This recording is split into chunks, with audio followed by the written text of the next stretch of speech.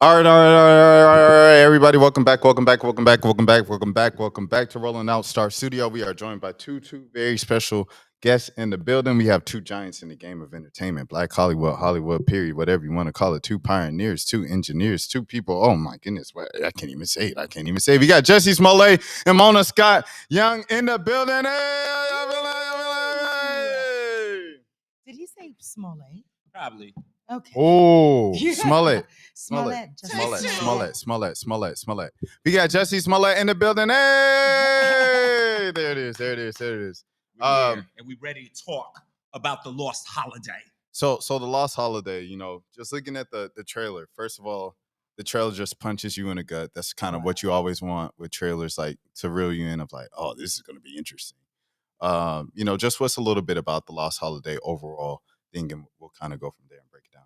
Well, the lost holiday is a story of a young man named Damien Holiday who loses his life right on the eve of the U.S. holiday season. And his mother, who has been estranged from him for almost a decade, played by the great Vivica A. Fox, comes to Los Angeles to handle his arrangements and sees that they're already being handled by her son's husband, who she knew nothing about, and I play the husband. So through putting all of this together and her son's untimely death, she learns more about her son in his death than she knew about him in his life. Wow. And there's also the element, kind of like the elephant of the room of like the black traditional family and their relationship with the LGBTQ community and things of that sort. I guess, Jesse, just like with your personal experiences in life and stuff like that, how did you really kind of connect with the film and creating it and stuff like that of, the parallels between your life and, the character's life? Well, thankfully, I've never lost anyone that I was in a relationship with, but I have lost a parent and lost, cousins and close friends, and so I know about grief. I certainly know a lot about grief. But how that ties into me somehow is, I thought of when I came up with this idea. I thought of number one. I thought of my mother, who black woman married into a non-black family. And at times, especially in the 70s and the 80s, that was not always easy to navigate, So, but I see the way that since my father passed almost a decade ago. Sorry for your loss. And thank you. And my mom, seeing the way that she bonded after his passing with my grandmother, his mother, my father's mother, was something that was really beautiful to me. It could be painful to the idea of it, but it also is actually really beautiful and hopeful to watch these two strong women in their prime, like really bonding with each other and putting things to rest. It's never too late to make amends. It's never too late to join back together. And then I was also inspired by many of my mentors who, being queer, especially the older mentors who possibly in the 80s maybe lost a spouse or a partner especially during the AIDS pandemic, and kind of being extracted from their legacy, extracted from their life, not being able to go into the room or not being able to go to the funeral and say your proper goodbyes. Those stories combined kind of really set the tone for what I wanted the Lost Holiday to be about. But of course, with that said, Mona always makes the point that this is also a really fun movie. It's a joyous movie. It's a but I hopeful think, film. one of the other themes that resonates, just I think going back to your question, is this idea of acceptance, right? It's still widely, unfortunately, you would think in this day and age, we are much more accepting than we actually are. And I don't think that was your experience coming out and being gay within your family, right? You had a support system. I certainly had a support system, not so much from my father at the time, but certainly from because I was estranged from my father. But certainly from my mother. I always say that I knew where home was. I knew that there was a safe space to land. And unfortunately, not everyone has that in their family. Not everyone has somewhere that they can go to and feel safe and feel protected and somehow feel like if the whole entire world is shutting you out, well, these people I know are bringing home. me in. This is home. Family. Yeah. And that's one of the themes that I think the movie navigates so successfully. So whether you are someone who experienced being shunned by family and not accepted for living in your truth, or someone who actually recognizes themselves in Cassandra's character, who is the matriarch that Vivica A. Fox plays, right? There's just so much that is relatable about this movie over so many of the different topics that we touch on. That's what I love about this project. There's something in it for everyone. Right, Mona. And I want to follow up on that because you said, this is a fun film.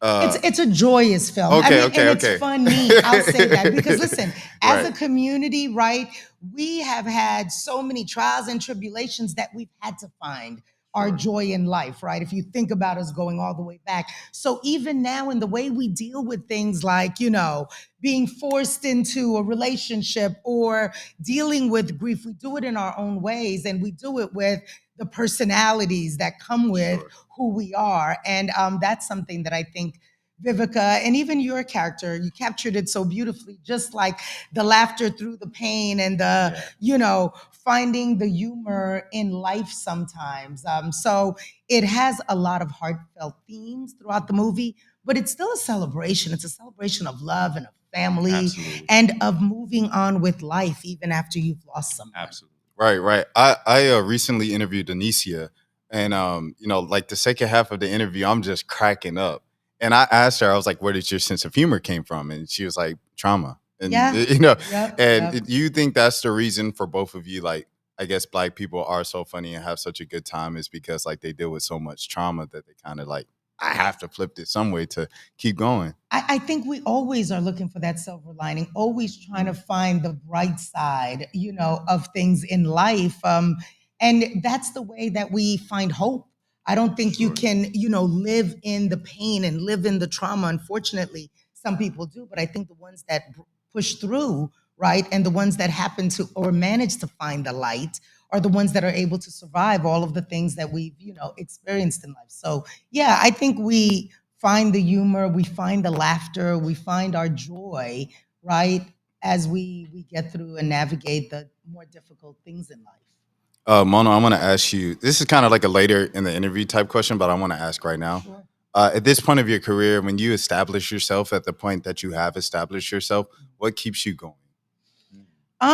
Finding new ways to challenge myself, finding new things that I want to do that maybe I haven't done before, right? This summer, I talk about all the time, I was out on tour because I actually produced 2 tours. And even though I had been in music and I'd managed artists who had been on tour, I never really stepped forward. I did it back in 2017 when I brought Escape back together for that first tour, but this was an opportunity to really dive in and soup to nuts, have my hand in every step of the process. And that was something new, right? So I'm always trying to push myself outside my comfort zone.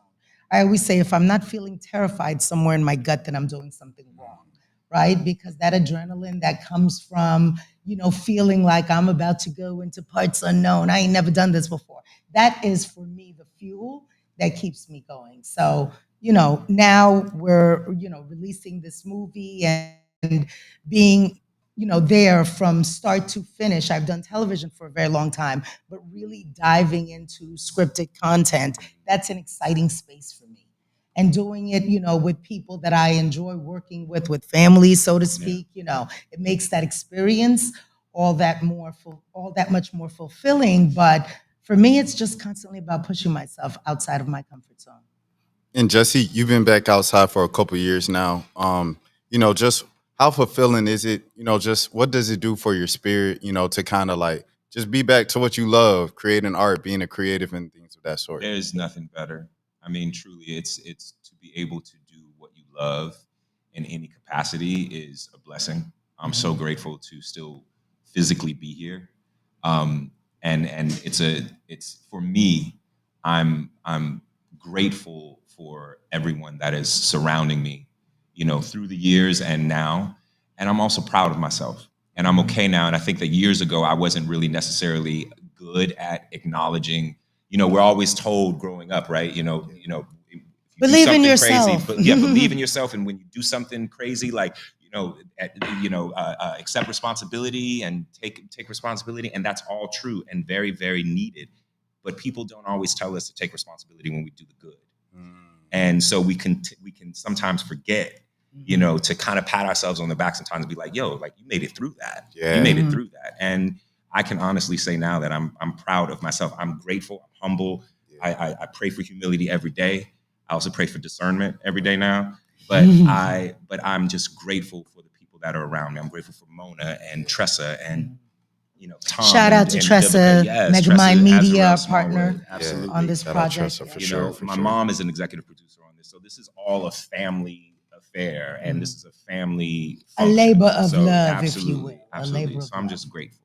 And I want to ask you, like, kind of like even going along that, like me personally, seeing you from afar, I'm just happy to see you smiling. Thank you, Like brother. smiling I appreciate publicly, that. everything like that, pressing forward, Thank you. continuing stuff, continue to put out great art into the world. Thank you. I want to ask you at what point did you kind of like, you know what I'm saying? Like you said, forgive yourself. Like at what point did you forgive yourself, man? Well, here's the thing: is that this is kind of like a two answer, Right. Two-part answer. a two-part answer. Mhm. One, you have to be able to look at yourself and you have to be able to say, because I stand by what I've always said for the last 6 years. I didn't do what I was accused of doing, of course. But at the same time, if there's always an opportunity to take responsibility for the things that you have done, right? And sometimes when people say false things about you or say lies about you, what they'll do is they'll take a pile of lies and they'll sprinkle it with a little bit of the truth.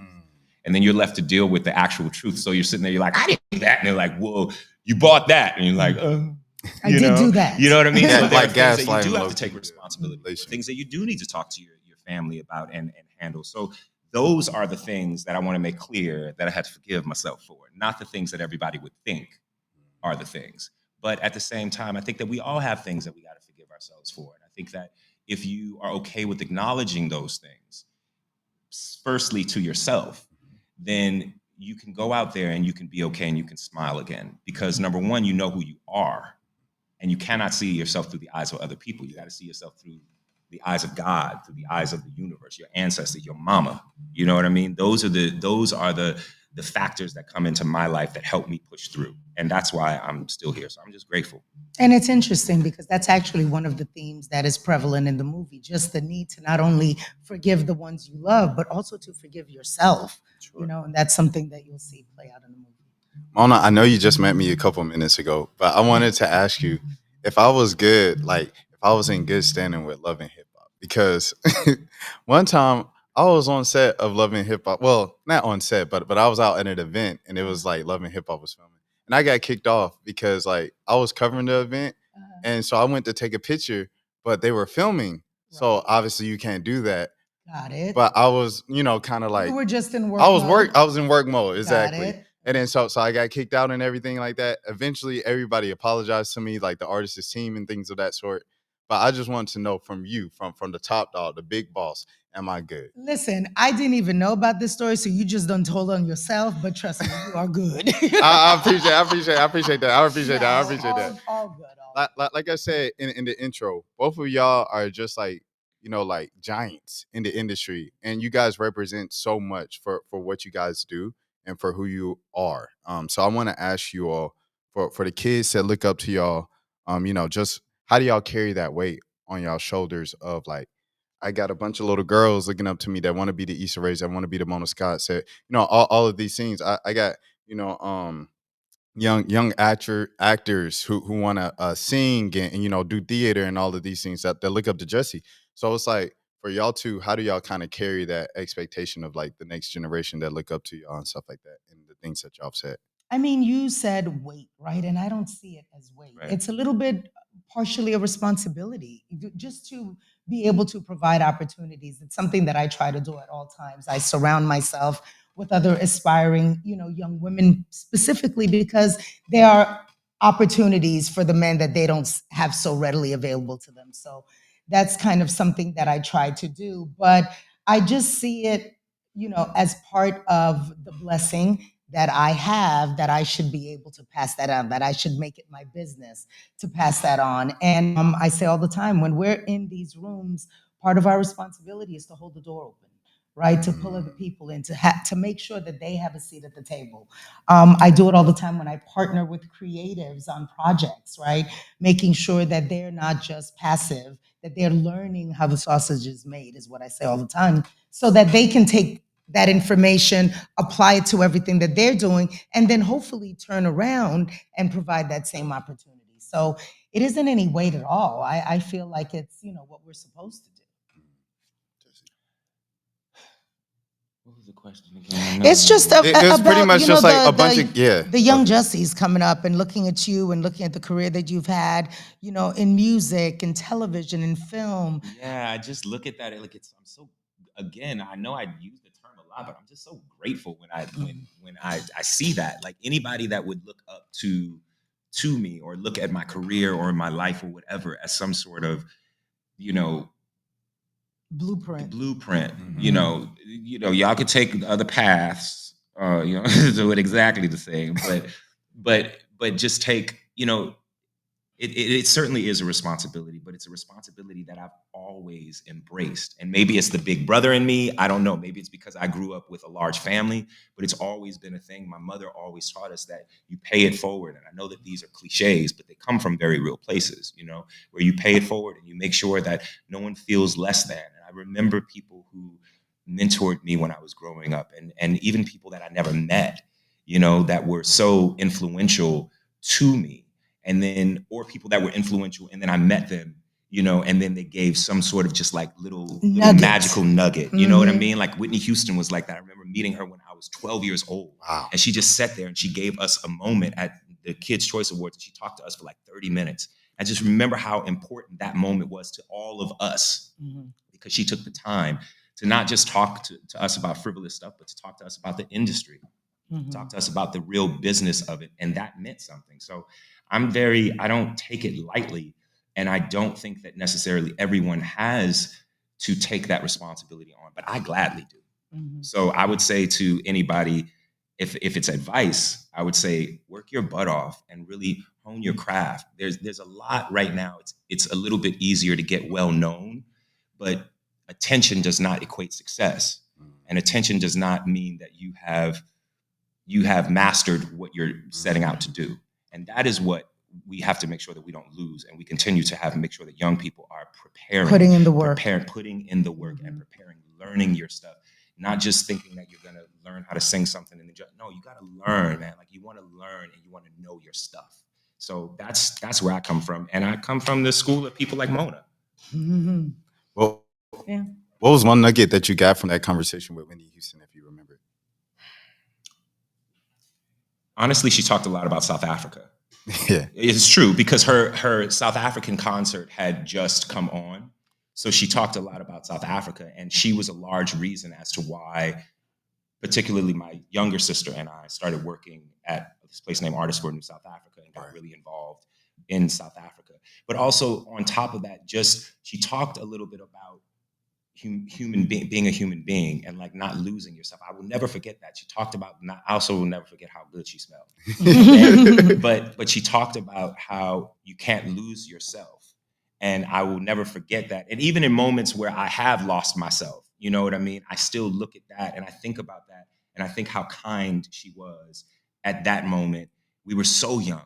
I was 12, my siblings we were all so young. She was in her like, that was like prime. It was right after The Bodyguard, like right before Waiting to Exhale. And she took that time and she gave it to us. And that's the reason why I would never want to be disrespectful to someone that comes up to me. I would never want to, because to me, that I will forever remember that magical moment. And had she not done that, or had she been rude or something like that, everything that she does that's so wonderful would be tinged with that negativity. And so it's just important to spread the love. It's not corny to do that. Like it's not corny to spread love and be joyous and be positive about stuff. Like I think that we should try harder. Mona, do you have a golden nugget from anybody in your years in the music industry or TV that you like to share from someone that? I always try. I'm one of those people that believes that you're always learning, always growing. People say to me, "Oh, you've reached your pinnacle." Not at all. I'm an ever evolving work in progress. And so for me, I feel like every single person I come in contact with, right, has something to offer. if I'm paying attention, if I'm open. And that's what I always try to be. So I'm constantly taking away from every conversation that I have. And when I talk to, younger folks that are coming up or folks that are looking for advice, that's the one thing I always say: pay attention, be open, right? Those blessings come in from the most unlikely places.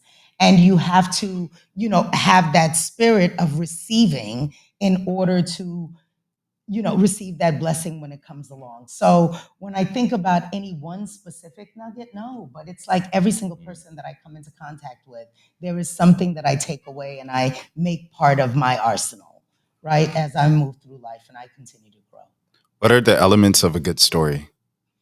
The elements of a good story for me are, compelling yet relatable characters, right? People that are nuanced and complex, but who are living lives that, even if it's set against the most outrageous backdrop, there is something about the life that they're living, the experience that they're having, that a viewer can connect with, right? Those to me are the base elements of a compelling story.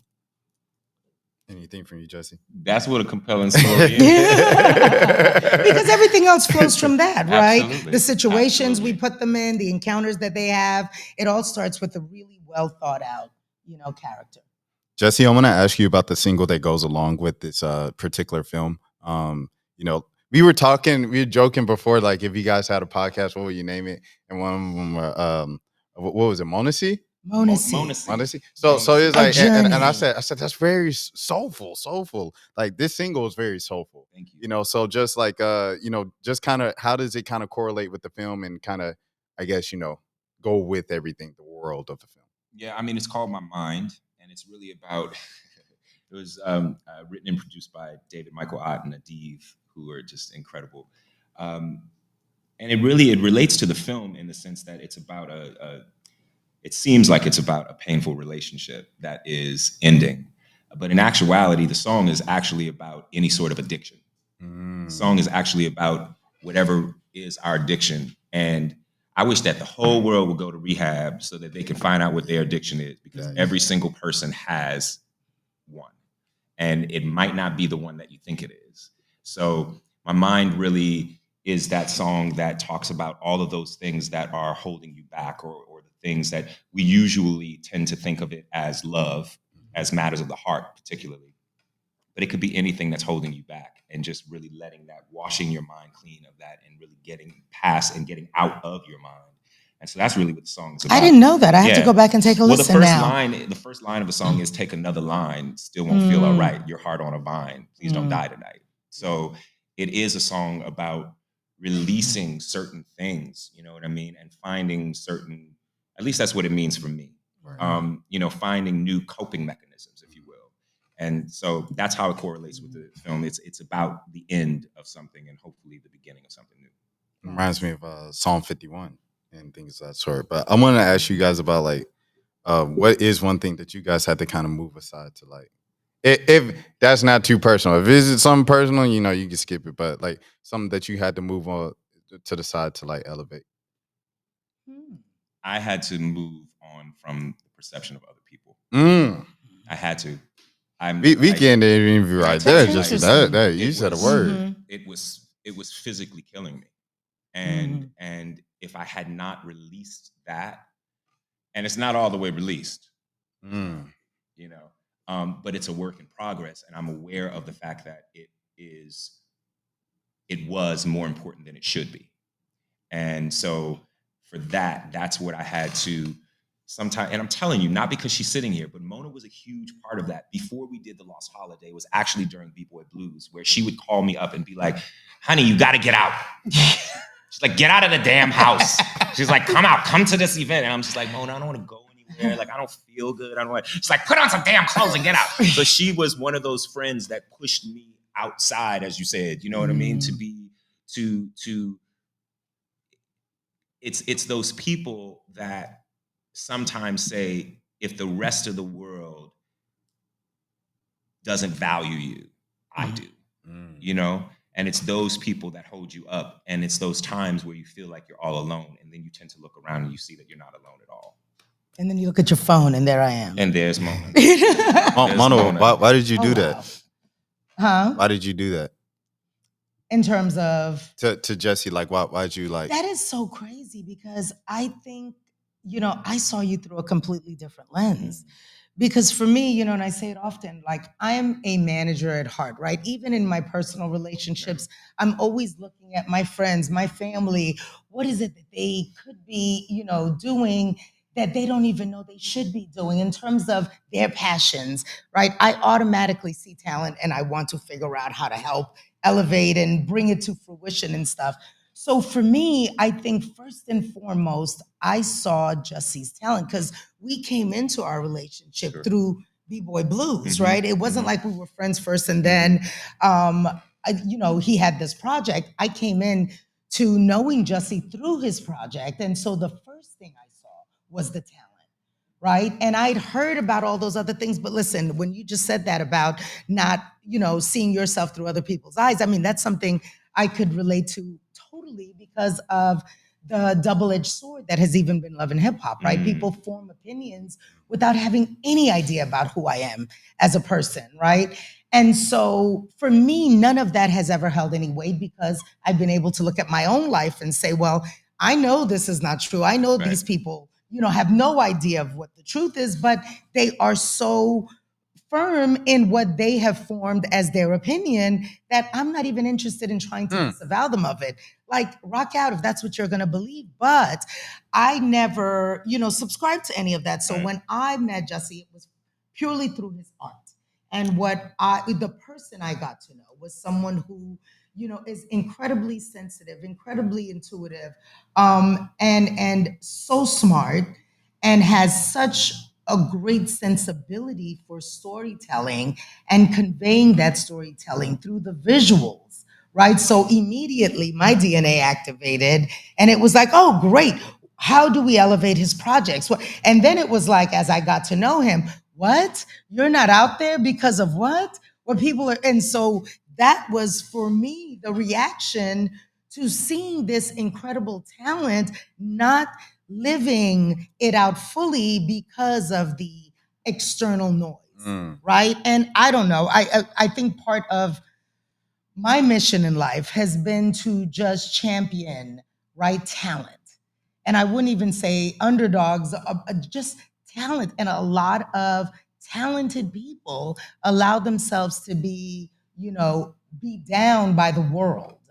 And so that's who I got to know. That's who I saw. And it was instinctual for me to be like, get dressed, get the hell out the house. What are you doing? You have so many gifts to deliver to the world. She literally would say that. Get dressed, get out of the house. Right. I love you, Mona, so much. I know. Well, wrapping up now because we only have a couple minutes. Why should people watch The Last Holiday? For all of the reasons that we just talked about, right? This movie is the end result of, Jussie's experiences that he's wanted to share coming up. You know, get to know people through their art. And I think this movie is a beautiful representation of his mind. Do you like the way I did that? I combined the movie and the music. You see the way I did that just now. But no, seriously, it's an incredible project. It's an independent project. I think it's important that we come out and we support each other, in the arts and stuff. This allows us to get into those rooms and make space for more of us, right? People want to look at it and say, well, how do I get to doing what you're doing? And it's through the support that you guys give, which allows us to not only continue to do it, right? And provide space for creatives, but also to hold that door open for the next generation of content creators and filmmakers and people who want to do what we do. So we definitely, in advance, appreciate the support for the Lost Holiday. Please follow us on social, Lost Not Last, Holiday with 2 L's. And tune out to the theaters, call your local, theater, your local AMC theater, and ask for the movie if it's not there. But we will be in select theaters starting this Friday, September 27th. September 27th. Yes. It's a beautiful film. And I honestly think that at this point in our country, at this point in our world, we need some projects where it shows us joining together somehow. You know, that we are so busy talking at each other and when we should be talking to each other. And if we were to just sit down and maybe have a conversation, and probably listen, would see that we're so much more alike than not. then we are different. So I hope that people get that from this, that this is not, listen, Mona and I are not pastors, we are not preachers.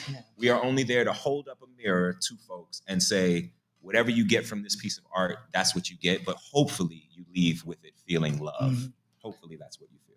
Mona, you mentioned select theaters. Is it going to be on the streaming platforms immediately, or well, no, we're hoping to do our theater run, and then we will be looking for streaming partners. So we're out there looking for distribution now, but we are going to be in theaters. All right. Well, we appreciate y'all so much. I learned so much from this conversation. I really appreciate it. Thank y'all for being honest and open books. Thank you. Is there anything else that y'all like to mention before we get out of here? No. Vote. Vote. Yes. Vote. Yeah. Vote. And vote. if you're not going to vote for a candidate, vote for your future. That's what people should be banking Absolutely. on. Yes. Absolutely. All right. Well, I appreciate y'all so much. Thanks for stopping by Rolling Out Star Studio. And until next time, I'm Rashad Milligan. As always, please take care of yourselves. We rolling Absolutely. out. He's rolling out.